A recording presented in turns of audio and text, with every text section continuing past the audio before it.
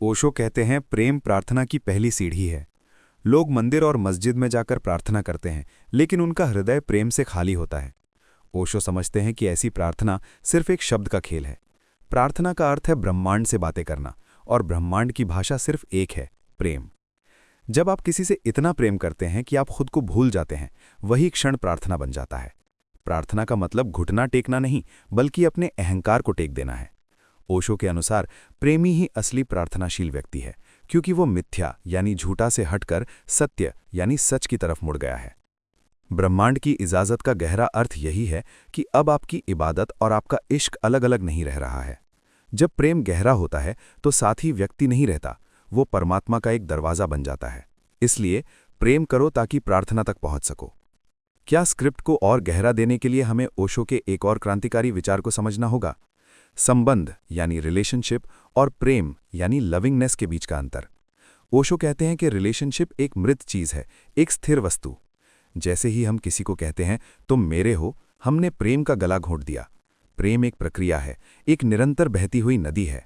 ब्रह्मांड तभी तक इजाजत देता है जब तक आप ताज़ा हैं। जब प्रेम एक कॉन्ट्रैक्ट बन जाता है तो वो मुरझा जाता है। ओशो की सीख है कि हर दिन हर पल अपने प्रेम को नया जन्म दो। रिश्ते की बेड़ियों में मत बांधो, बल्कि दोस्ती की सुगंध बने रहने दो। ओशो का एक बहुत गहरा सूत्र है, जब तुम नहीं हो तभी प्रेम है। शून्य का अर्थ है अपने भीतर के शोर को खत्म कर देना। ओशो कहते हैं कि प्रेम तभी प्रवेश कर सकता है जब आपके भीतर जगह हो। अगर आप पहले से ही अपने विचारों, चिंतन और अहंकार से भरे हुए हैं तो ब्रह्मांड प्रेम की बूंद कहाँ डालेगा। शून्य होने का मतलब है एक खाली पात्र बन जाना। जब आप शून्य होते हैं तो आप प्रेम करने वाले नहीं रहते, बल्कि आप स्वयं प्रेम हो जाते हैं। ब्रह्मांड की इजाजत तब मिलती है जब आप कहते हैं मैं नहीं हूं, सिर्फ तू है। विरह को लोग अक्सर दुख समझते हैं, लेकिन ओशो इसे एक वरदान मानते हैं। वो कहते हैं कि विरह वो आग है जो आपके प्रेम को शुद्ध करती है। मिलन तो आनंद है, लेकिन विरह की तरफ ही आपको ध्यान की तरफ मोड़ती है। जब आप अपनी प्रिया से दूर होते हैं और वो तड़प उठती है, तो वो तड़प सिर्फ एक व्यक्ति के लिए नहीं, बल्कि हम परमात्मा के लिए बन जाते हैं। विरह ही वो रास्ता है जो प्रेमी को खोजी बना देता है। ओशो के अनुसार जो विरह में रोना नहीं जानता, वो मिलन में हंस भी नहीं पाएगा। सूफियों ने प्रेम को इश्क-ए-हकीकी कहा है। ओशो ने सूफी दर्शन को हमेशा सराहा है, क्योंकि सूफी लोग दिमाग से नहीं, दिल से जीते हैं। ओशो कहते हैं सूफी वो है जो प्रेम में इतना डूब गया कि उसने खुद को मिटा दिया। सूफी प्रेम में नृत्य है, संगीत है और शराब है, यानी दिव्य नशा। ओशो समझते हैं कि जब ब्रह्मांड को इजाजत देता है तो आप एक मस्त कलंदर बन जाते हैं। सूफीवाद में प्रेमी और भगवान अलग नहीं है, जैसे रास्ता और मंजिल एक हो गई हो। ओशो हमें सिखाते हैं कि प्रेम को एक उत्सव की तरह जिएं, जैसा कोई सूफी फकीर जीता है। तंत्र को लेकर दुनिया में बहुत भ्रम है, लेकिन ओशो ने इसे सही अर्थ दिया है। तंत्र कहता है शरीर दुश्मन नहीं है, शरीर तो एक मंदिर है। प्रेम और तंत्र का रिश्ता ये है कि आप शरीर के माध्यम से अशरीरी तक पहुंचें। तंत्र में प्रेम कोई पाप नहीं, बल्कि एक साधना है। जब दो प्रेमी पूरे होश के साथ मिलते हैं तो वो क्षण समाधि बन सकता है। ओशो के अनुसार तंत्र वो ऊंची उड़ान है जहां प्रेम की ऊर्जा को दबाने के लिए ट्रांसफॉर्म किया जाता है। ये एक पवित्र जुड़ाव है जहां शरीर मिलते हैं ताकि आत्मा का संगम हो सके। ओशो के प्रेम दर्शन को समझने के लिए उनके बचपन की उस लड़की को जानना जरूरी है जिसे वो गगन कहते थे। ये उनका पहला और शायद सबसे गहरा मानवीय प्रेम था। गगन उनके बचपन की साथी थीं और उनका प्रेम शब्दों का नहीं, बल्कि एक गहरी खामोशी का था। जब गगन की मृत्यु हुई तो ओशो ने पहली बार जाना कि प्रेम और मृत्यु कितने करीब हैं। वो कहते हैं कि गगन की मौत ने उनके भीतर के प्रेमी को एक सन्यासी में बदल दिया।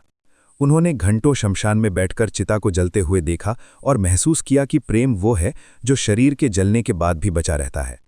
ये कहानी हमें सिखाती है कि ब्रह्मांड जब किसी को चुनता है तो वो हमें एक बड़ी खोज की तरफ धकेलता है। ओशो कहते हैं प्रेम बिना होश के सिर्फ एक नशा है। हम जब प्रेम में होते हैं तो हम होश खो देते हैं, इसे फॉलिंग इन लव कहते हैं। लेकिन ओशो कहते हैं राइजिंग इन लव। प्रेम में होश का अर्थ है कि आप अपने साथी को देख रहे हैं, लेकिन साथ ही अपने भीतर उठी हुई तरंगों को भी देख रहे हैं। जब आप होशपूर्ण होते हैं तो प्रेम में ईर्ष्या, अधिकार और क्रोध के लिए जगह नहीं बचती। होश प्रेम को एक नशा नहीं, बल्कि एक मेडिटेशन बना देता है। ब्रह्मांड की इजाजत उन्हीं को मिलती है जो जागते हुए प्रेम कर सकते हैं। अकेलापन कोई कमजोरी नहीं है, ये तुम्हारे अंदर की शक्ति का पहला संकेत है। जब तुम अकेले होते हो तुम्हें खुद के साथ सामना करना पड़ता है, और यही कॉन्फ्रंटेशन सबसे बड़ी सीख देता है। कई लोग डरते हैं अकेले रहने से। वे फ़ोन उठाते हैं, सोशल मीडिया देखते हैं, किसी से बात करने की कोशिश करते हैं, लेकिन असली लड़ाई अपने मन के साथ होती है। अगर तुम अकेले रहना सीख गए तो तुम्हारा माइंड कंट्रोल वापस तुम्हारे हाथ में आ जाएगा। तुम अपनी आदतों और अपने चॉइसेस पर खुद शासन कर सकते हो। बहुत बोलना आसान है, लेकिन बोलकर एनर्जी ड्रेन होती है। जो कम बोलता है और ज़्यादा सोचता है वही अपने निर्णयों में बेहतर होता है। जब तुम कम बोलते हो, लोग खुद तुमसे सीखते हैं। किसी मीटिंग या डिस्कशन में सिर्फ सुनो और ज़रूरी पॉइंट पर ही बोलो। सोशल मीडिया पर अपनी ओपिनियन तभी शेयर करो जब सच में इम्पैक्ट डाल सके। हर दिन 1-2 घंटे डेलिब्रेट साइलेंस रखो। जो शांति बनाए रखता है वही अपने अंदर क्लैरिटी और फोकस बढ़ा सकता है। आज का युवा सबसे बड़ा शिकार है डिस्ट्रैक्शन का। हर बार जब तुम इन चीज़ों में फंसते हो, तुम्हारी एनर्जी और फोकस चोरी हो जाते हैं। माइंड कंट्रोल वही करता है जो खुद की आदतों को जानता है। जब तुम जानते हो कि कौन सा काम तुम्हारे लिए सही है, तुम्हारा माइंड खुद ही गाइडेड हो जाता है। हर कोई गिरता है, फर्क सिर्फ एटीट्यूड का है। रिलैप्स के बाद शेम मत लो, सीखो, नेक्स्ट स्टेप लो। जो चुपचाप उठता है और काम करता है वही जीतता है। अकेले रहो, कम बोलो, अपने मन के मास्टर बनो, रोज थोड़ा बेहतर बनो। बिना शोर किए, बिना दिखावे के चुपचाप अपने रास्ते पर बढ़ो और एक दिन दुनिया खुद तुम्हें पहचान लेगी। प्रेम। तुम सब ने शब्द को सुना है, महसूस किया है, लेकिन क्या हमने कभी सोचा है कि प्रेम हमारी मर्जी से होता है या इसके पीछे कोई और शक्ति है? ओशो कहते हैं, प्रेम तब होता है जब ब्रह्मांड उसे इजाज़त देता है। हम सिर्फ एक जरिया हैं, एक बांसुरी की तरह जिसमें से वो संगीत बहता है। ओशो के अनुसार प्रेम वहाँ प्रवेश नहीं कर सकता जहाँ मैं मौजूद हूँ। जब तक आपका अहंकार है तब तक केवल सौदा होता है, प्रेम नहीं। जब तक आप पूरी तरह शून्य हो जाते हैं तब तक ब्रह्मांड आपको चुनता है। वो कहते हैं कि प्रेम में कोई क्रिया नहीं है जो आप करते हैं, जबकि प्रेम एक घटना है जो आपके साथ घटता है। जब आप लड़ना बंद कर देते हैं, जब आप समर्पण कर देते हैं, तभी वो द्वार खुलता है। आपने कभी सोचा है कि क्यों हजारों लोगों के बीच आपको एक से ही गहरा जुड़वा महसूस होता है? क्या ये सिर्फ इत्तेफाक है? ओशो समझते हैं कि हम सब अनंत अस्तित्व के हैं। जैसा एक फूल तभी खिलता है जब मौसम सही होता है, वैसा ही प्रेम तभी फूल बनता है जब आपकी आत्मा और ब्रह्मांड की ऊर्जा एक ही लय में आ जाती है। इजाजत का मतलब है एक संरेखण। जब आप प्रकृति के साथ एक हो जाते हैं, तब प्रेम का झरना फूटता है। ओशो ने एक बहुत बड़ी बात कही थी कि जो व्यक्ति अकेला रहना नहीं जानता, वो कभी प्रेम नहीं कर सकता। क्यों? क्योंकि अगर आप अकेलेपन से डरते हैं, तो आप दूसरे का इस्तेमाल कर रहे हैं अपने डर को भुलाने के लिए। वो प्रेम नहीं, जरूरी है। असली प्रेम वहाँ है जहाँ दो अकेले लोग मिलते हैं और एक दूसरे की स्वतंत्रता का सम्मान करते हैं। प्रेम बंधन नहीं, मुक्ति है। ध्यान और प्रेम एक ही सिक्के के दो पहलू हैं।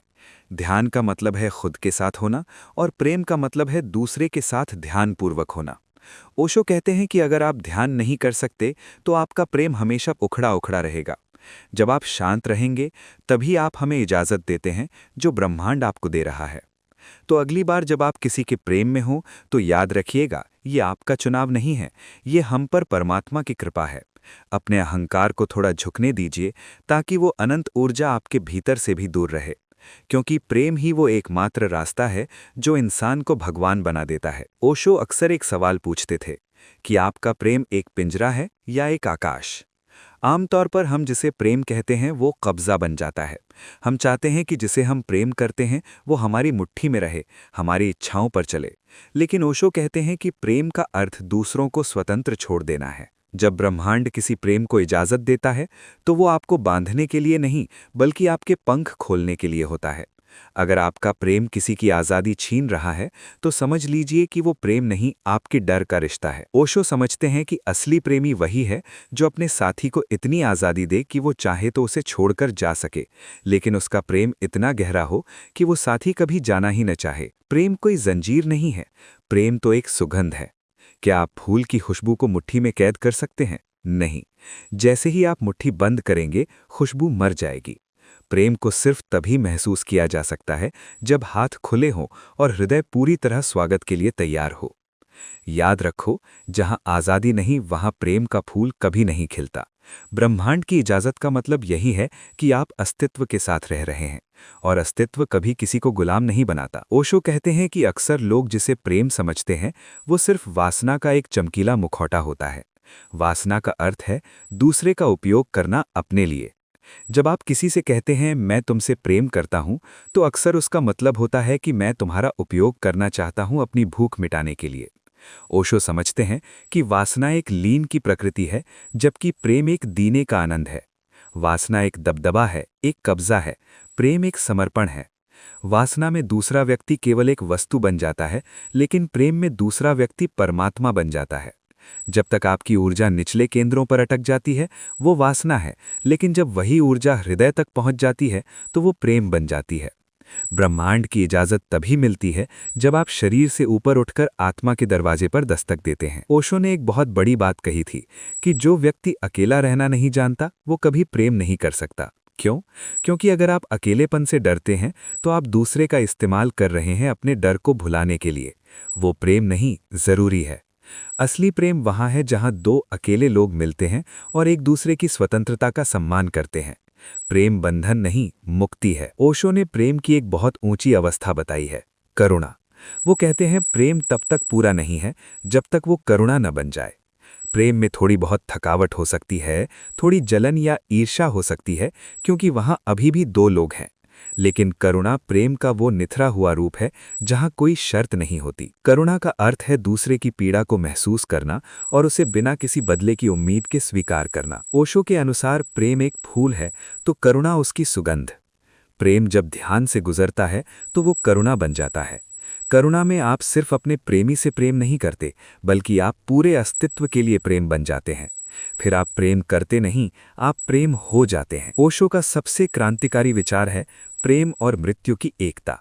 वो कहते हैं जिसने प्रेम नहीं किया वो कभी मर भी नहीं सकता, क्योंकि मरने के लिए पहले मिथ्या मैं का खत्म होना जरूरी है। प्रेम एक छोटी मृत्यु है। जब आप किसी के प्रेम में होते हैं तो आपका पुराना आप मर जाता है, आपका अहंकार गलने लगता है। इसलिए डरपोक लोग कभी प्रेम नहीं कर पाते, क्योंकि वो मरने से डरते हैं। ओशो कहते हैं कि प्रेम और मृत्यु दोनों ही आपके विराट से जुड़े हैं।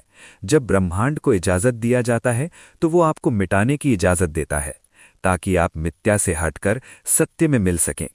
जो प्रेम में मरने को तैयार है, वही अनंत जीवन को पाने का अधिकारी है। प्रेम सीख लो तो मृत्यु एक उत्सव बन जाएगी। जो दिन की शुरुआत जीत लेता है, वही जिंदगी की दिशा तय करता है। रूल 1, उठते ही फोन नहीं। उठते ही स्क्रीन देखना मतलब दूसरों की जिंदगी को अपनी जिंदगी से ऊपर रखना।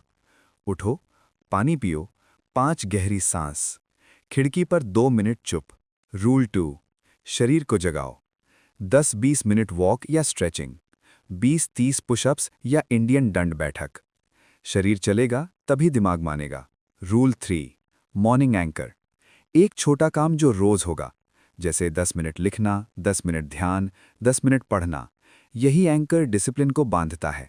Rule 4, deep work window. सुबह दिमाग सबसे साफ होता है, यहीं सबसे मुश्किल काम रखो। 50 मिनट काम, 10 मिनट ब्रेक, फोन साइलेंट, दूर। सुबह की जीत दिन का आत्मविश्वास बनती है।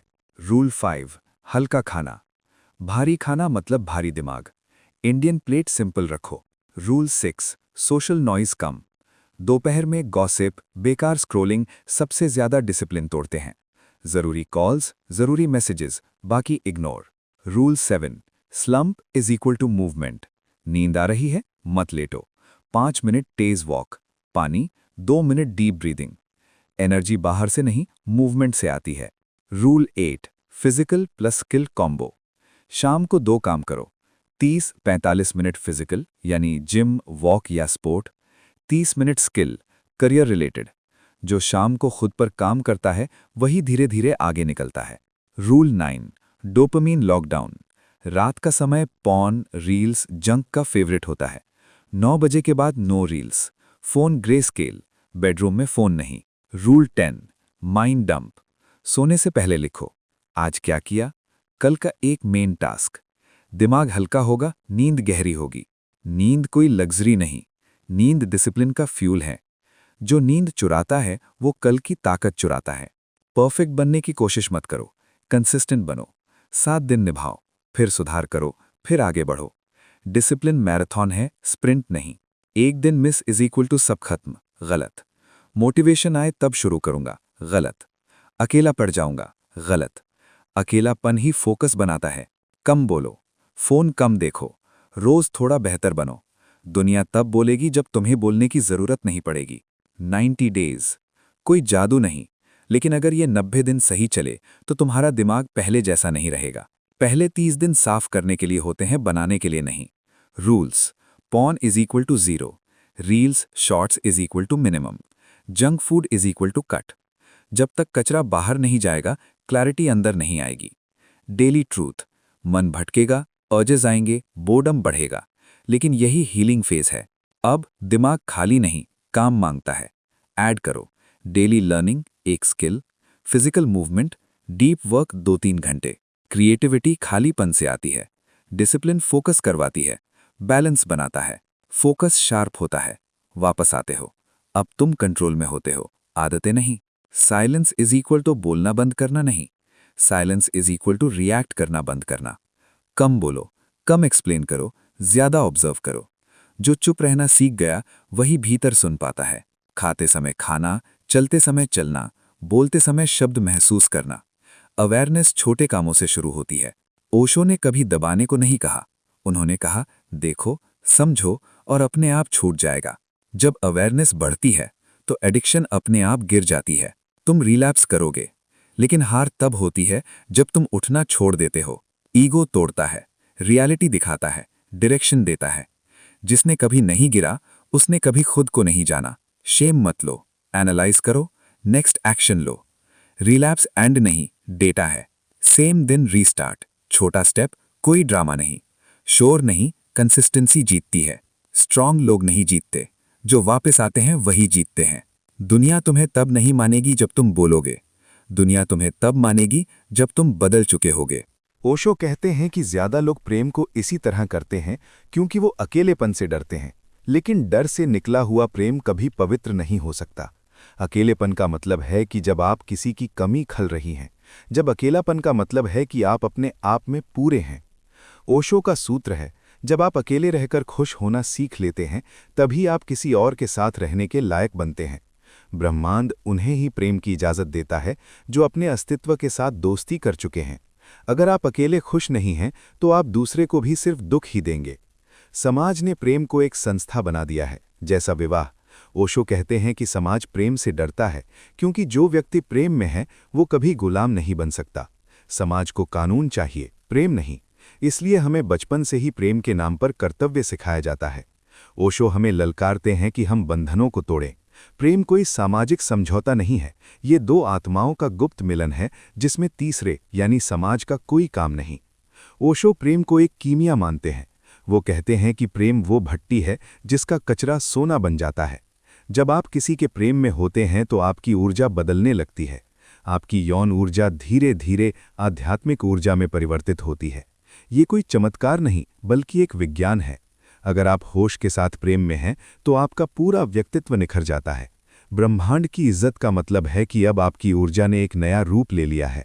ओशो कहते हैं, प्रेम और अहंकार एक साथ नहीं रह सकते, जैसा धूप और अंधेरा। अगर अहंकार जीतता है तो प्रेम मर जाता है, और अगर प्रेम जीतता है तो मैं मिट जाता है। हम अक्सर प्रेम में भी मैं बड़ा हूं दिखाना चाहते हैं। यही वजह है कि प्रेम संबंध युद्ध क्षेत्र बन जाता है। ओशो हमें सिखाते हैं कि झुकना ही प्रेम की सबसे बड़ी जीत है। जब आप हारने को तैयार होते हैं तभी आप ब्रह्मांड के सबसे बड़े विजेता बनते हैं। ओशो कहते हैं कि ईर्ष्या प्रेम का हिस्सा नहीं बल्कि अहंकार और मालिकाना हक का हिस्सा है। हम जिसे प्रेम कहते हैं उसमें जलन होती है क्योंकि हमें डर होता है कि कोई हमारी चीज छीन न ले। लेकिन ओशो पूछते हैं कि क्या इंसान कोई वस्तु है? जलन वहां होती है जहां होश की कमी है। जब आप किसी को प्रेम करते हैं तो आप उसे आज़ाद छोड़ देते हैं। अगर वो किसी और के साथ खुश है और आप सच में उसे प्यार करते हैं तो आपको उसकी खुशी में खुश होना चाहिए। जलन का अर्थ है कि आप सिर्फ खुद से प्रेम करते हैं और दूसरे का उपयोग अपनी ज़रूरत के लिए कर रहे हैं। ब्रह्मांड की इजाज़त तब मिलती है जब आपका प्रेम इतना बड़ा हो जाए और जलन की आग हमसे जलकर राख हो जाए। ओशो का एक बहुत बड़ा सवाल, क्या जिसे आप प्रेम समझते हैं वो सिर्फ एक बायोलॉजिकल ट्रैप है? ओशो कहते हैं कि प्रकृति आपका उपयोग करती है ताकि वंश आगे बढ़ सके, इसलिए वो आपके ऊपर प्रेम का नशा चढ़ाता है। लेकिन ये भ्रम तब तक रहता है जब तक आप बेहोश हैं। ओशो के अनुसार शारीरिक आकर्षण एक भ्रम हो सकता है, लेकिन आध्यात्मिक जुड़ाव सत्य है। जब आप शरीर की भूख से ऊपर उठते हैं तब वो प्रेम शुरू होता है जो भ्रम नहीं बल्कि एक सशक्त सत्य है। जब ब्रह्मांड को इजाज़त देता है तो वो आपका भ्रम तोड़ देता है ताकि आप असलियत को देख सकें। ओशो के दर्शन में गुरु शिष्य का रिश्ता प्रेम की सबसे ऊंची अवस्था है। ये प्रेम शारीरिक नहीं बल्कि ऊर्जा का मिलन है। गुरु एक आईना है जो आपको आपका असली चेहरा दिखाता है। गुरु से प्रेम का अर्थ है अपने अहंकार को पूरी तरह मिटा देना। ओशो कहते हैं कि जब शिष्य तैयार होता है तभी गुरु मिलता है। ये प्रेम एक दिव्य प्रेम है जहां गुरु आपको बांधता नहीं बल्कि आपको मुक्ति का रास्ता दिखाता है। ये एक ऐसा प्रेम है जहां दो मिटते हैं और सिर्फ एक शून्यता बचती है। ओशो कहते हैं कि प्रेम जीवन का सबसे मधुर संगीत है। जैसे एक संगीत में कई सुर मिलकर एक राग बनाते हैं, वैसे ही प्रेम में दो दिल मिलकर एक नई धुन बनाते हैं। अगर आपका जीवन संगीतमय नहीं है तो समझ लीजिए कि आपने अभी तक प्रेम का पी भी नहीं जाना। प्रेम का अर्थ है लयबद्धता। जब आप अस्तित्व के साथ एक लय में होते हैं तो हर सांस एक संगीत बन जाती है। ब्रह्मांड की इजाज़त का मतलब है कि अब आप हमारे अनंत संगीत के एक हिस्सा बन गए हैं, जिसे ओशो अनहद नाद कहते हैं। ओशो कहते हैं कि दिमाग का काम है हिसाब किताब लगाना, लेकिन प्रेम का काम है खो जाना। बुद्धि हमेशा फायदा और नुकसान देखती है। वो पूछती है कि क्या प्रेम से मुझे क्या मिलेगा, लेकिन प्रेम एक पागलपन है जिसे बुद्धि कभी नहीं समझ सकती। दिमाग पुराने अनुभवों से चलता है, लेकिन प्रेम हमेशा नूतन यानी नया होता है। ओशो समझते हैं कि जब तक आप दिमाग के पार नहीं जाते तब तक आप प्रेम के अनुभव में उतर ही नहीं सकते। बुद्धि एक दीवार है और प्रेम वो दरवाज़ा है जो उस दीवार को तोड़कर खुलता है। ब्रह्मांड की इज्जत उन्हें मिलती है जो अपने दिमाग को बाहर छोड़कर दिल के मंदिर में प्रवेश करते हैं। ओशो के अनुसार दुनिया का सबसे बड़ा विद्रोही वो है जो प्रेम करता है। क्यों? क्योंकि दुनिया को भेद चाहिए, गुलाम चाहिए, लेकिन प्रेमी हमेशा अपनी धुन में जीता है। प्रेम किसी कानून को नहीं मानता, वो सिर्फ हृदय की पुकार को सुनता है। ओशो कहते हैं कि प्रेम एक सविनय अवज्ञा है। ये समाज की पुरानी और सड़ी गली परंपरा को चुनौती देता है। जब आप किसी को प्रेम करते हैं तो आप सभी जाति, धर्म, देश से ऊपर उठ जाते हैं जो समाज ने बनाया है। इसलिए प्रेम करना ही असली क्रांति है। लोग सोचते हैं कि प्रेम करने वाला व्यक्ति सुस्त हो जाता है, लेकिन ओशो कहते हैं कि असली कर्म प्रेम से ही निकलता है। जब आप प्रेम में होते हैं तो आपका काम बोझ नहीं बल्कि एक गिफ्ट बन जाता है। अगर एक माँ अपने बच्चे के लिए खाना बनाती है तो वो सिर्फ काम नहीं है, वो प्रेम की कर्मथा है। ओशो समझते हैं कि जब आपका हर काम प्रेम से भरा होता है तो हमें थकावट नहीं होती। तब आप ब्रह्मांड के एक औजार बन जाते हैं। बिना प्रेम के किया गया काम शोषण है, लेकिन प्रेम के साथ किया गया काम प्रार्थना है। ओशो का मानना था कि पुराना प्रेम जो कब्जे और डर पे टिका था अब खत्म हो रहा है। एक नए तरीके के प्रेम का जन्म हो रहा है जिसे वो जोरबा द बुद्धा कहते थे। एक ऐसा इंसान जो शरीर का आनंद भी लेता है और आत्मा की शांति में भी रहता है। भविष्य का प्रेम विवाह पर नहीं बल्कि स्वतंत्रता पर आधारित होगा। ये दो आज़ाद लोगों का मिलन होगा जो सिर्फ खुशी बांटने के लिए साथ आएंगे। ओशो कहते हैं भविष्य में प्रेम ही एकमात्र धर्म होगा। जब पूरी दुनिया ये समझ जाएगी कि हम सब एक ही ऊर्जा के साथ हैं, तब ब्रह्मांड हर दिल को इजाज़त देगा कि वो अनंत प्रेम में डूब सके।